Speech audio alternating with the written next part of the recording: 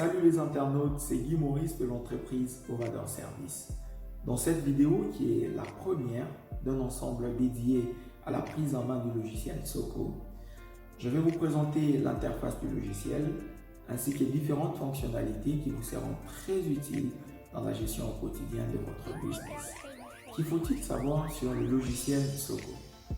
Soko Manager est un logiciel de gestion intégré conçu par l'entreprise Ovador Service. Pour plus de détails sur notre entreprise, nos services et nos différentes réalisations, merci de cliquer sur le lien en description. Vous vous demandez sans doute à qui est destiné le logiciel Soko. Soko Manager est destiné à vous, homme d'affaires, quel que soit votre domaine d'activité. Vous avez un souci dans la traçabilité de votre business, ou soit vous êtes appelé à vous déplacer plus souvent, ou mieux encore, vous êtes appelé à diriger plusieurs activités à la fois. Soko Manager est la solution idéale à votre problème. Il vous permet une gestion optimale sans contraintes liées au déplacement ou à la mobilité. Rendons-nous sur le logiciel et voyons un peu comment il fonctionne. Nous voici maintenant sur l'écran d'accueil du logiciel Soko. La première des choses qu'il faut faire, c'est de s'authentifier. On doit s'authentifier avec un login et un mot de passe. Il tient d'abord de signaler que ce logiciel est destiné à deux types d'utilisateurs. Il y a les vendeurs et le gérant. Commençons par nous authentifier avec un login destiné aux vendeurs. Ici, j'ai enregistré un login pour le vendeur et un mot de passe qui va avec. Ensuite, il ne me reste qu'à me connecter. Vous remarquerez aussi que le logiciel vous donne la possibilité de vous connecter avec le même login que vous utilisez pour votre compte Facebook ou votre compte Google. Moi, je vais garder le login que j'ai mis pour la vente et je me connecte. Une fois qu'on se connecte, on arrive sur la page dédiée aux vendeurs. Les vendeurs ont accès à deux grands modules. Il y a la vente et le stock. Commençons par voir la vente.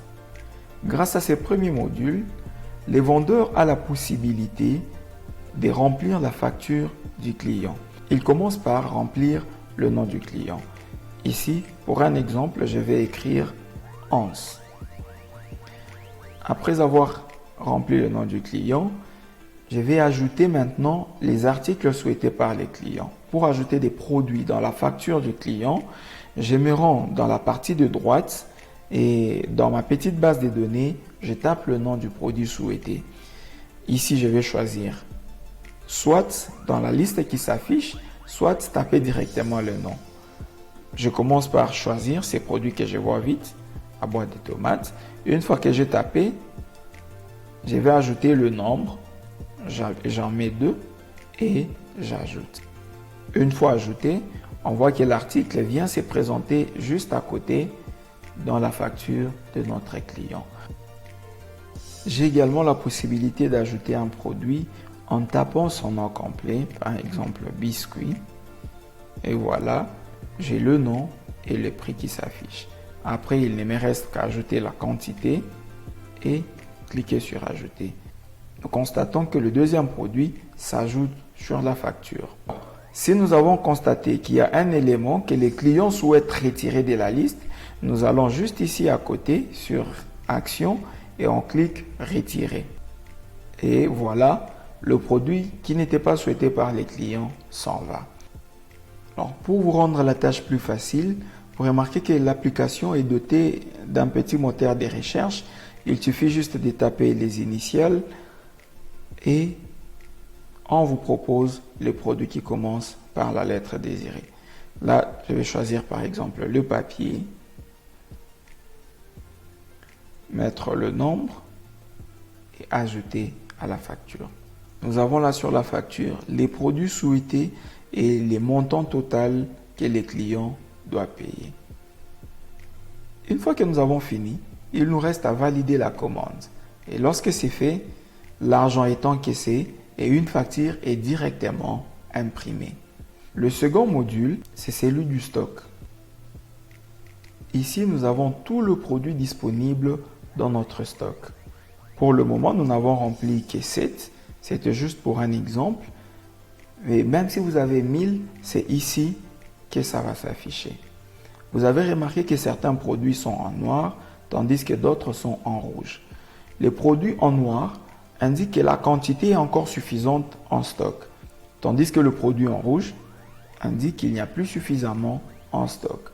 Vous verrez par exemple que pour ces PC, nous avons mis une contrainte de 2 comme étant le stock minimum et nous n'en avons que 2. C'est pourquoi c'est rouge.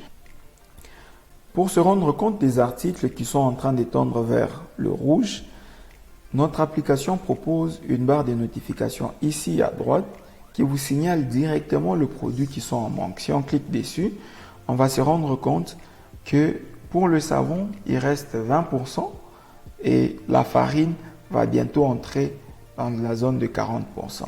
C'en est fini pour cette première vidéo. Si vous l'avez aimé, merci de vous abonner à notre chaîne YouTube afin d'avoir la suite de vidéos de la série.